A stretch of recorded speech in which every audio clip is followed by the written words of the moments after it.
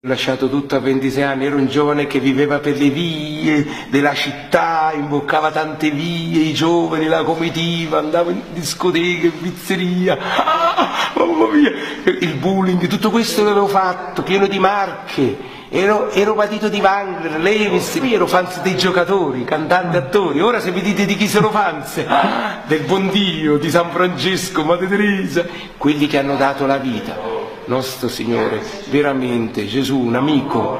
Io avevo tanti amici, ma adesso ho anche aggiunto un amico che si chiama Gesù e quando lo scopri non lo lasci più, perché mi sono staccato da tutti e i miei amici non mi capirono.